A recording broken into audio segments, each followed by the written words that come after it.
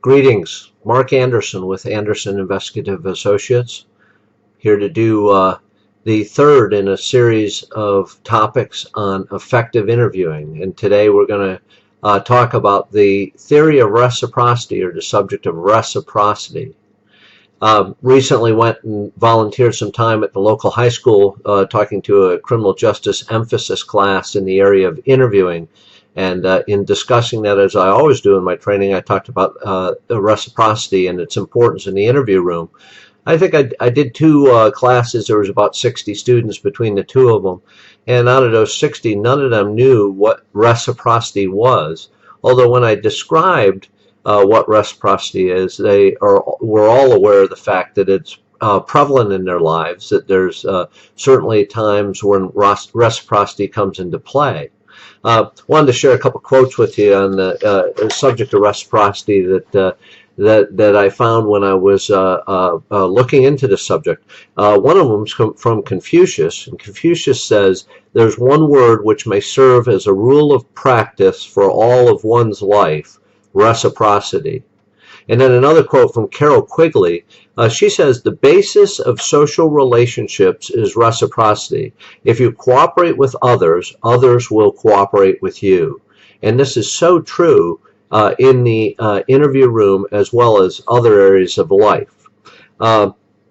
A common example of reciprocity, I tell this story quite often, is you and your significant other go out for an evening. You're invited to some friend's house, and you go there, and they serve up a dinner of encore Salisbury steak and turnips, which you're ecstatic about. And after dining with them, they said, "Come on in the living room here. We have about 3,000 slides from our summer trip to Toledo, Ohio that we want you to see." So you sit and you watch the slides, and you're just a very polite company by being there. But when you get in the car and you're on your way home with your significant other, you share how you lament over the fact that you've just wasted 3 hours of your life that you'll never get back, and how difficult dinner and the slides were, and you're going on and on about it. You pause in the conversation, and your significant other says, yeah, well, we'll have to have them over." "What? Have them over? Are you kidding me?" So that's the theory of reciprocity in practice, where you feel that you owe something back to somebody for something they did for you. Now, that would be a negative expression of it, but there certainly are positive expressions of it.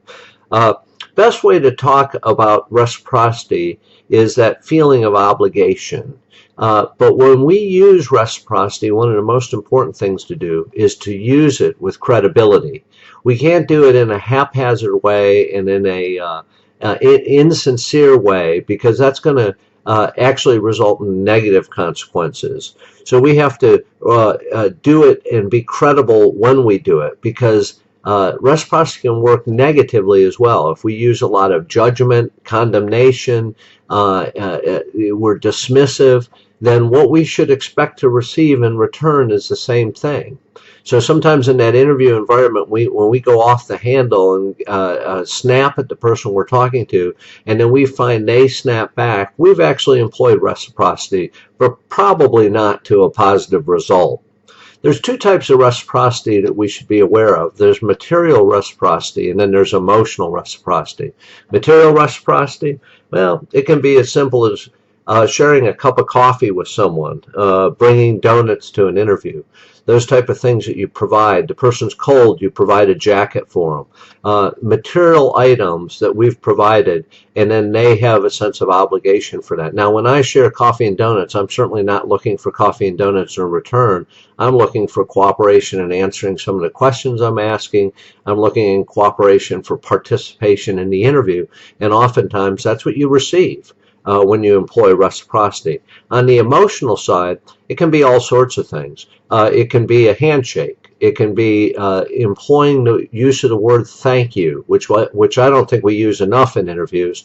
When we've been sitting there for an hour with very little results from the person we're talking to, and they share something with us, It's a great time to say thank you very much for sharing that. It creates that sense of obligation to share more. It also says to them, this person's appreciating me and we're looking for additional information. So there's a ton of different types of emotional reciprocity. It could be as easy as a smile when they say something.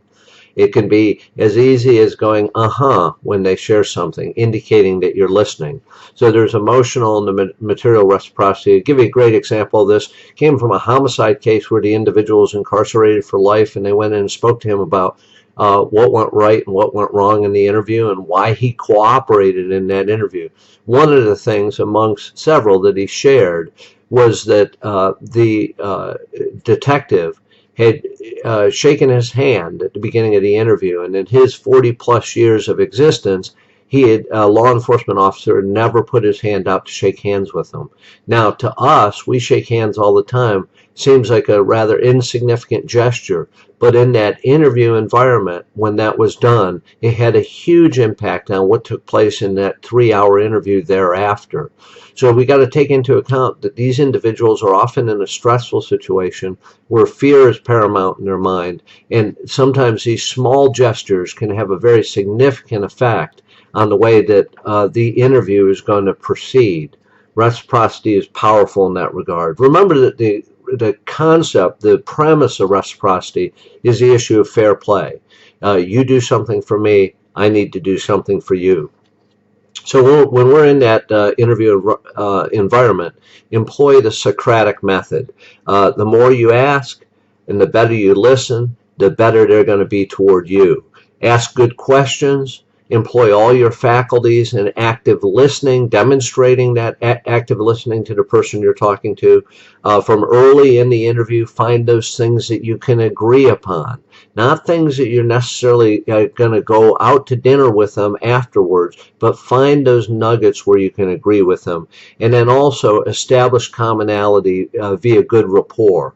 People like to talk to people like themselves. Find those items that you can talk about that would establish rapport and establish commonality. We need to become accustomed to deploying reciprocity in our interview landscape. When you do, notice its effect on completely eliciting the greatest quantity and quality of truthful information. There's so much we could talk about with regard to reciprocity. So many of the interviewing blocks that I teach include portions on reciprocity and the places we can employ it in the interview room. I thank you a lot for being here and participating in this this little video. If you have comments, questions, issues, irritations with it, please reach out to me. You can find me at andersoninvestigative.com. We have a Facebook page where we put these videos up, Anderson Investigative Associates. Please add me there. Add me on LinkedIn. Email me. I'd love to hear from you on topics you'd like me to cover or on any sort of interview questions you might have. Recognize that we do interview training to investigators, auditors, inspectors, anyone who enjoys time in the interview landscape. We customize that training to the customers that we have, so we're addressing the needs you have and what you need to accomplish out of that training. So don't hesitate to reach out to me. Thank you for your time today. Hope you have a great day.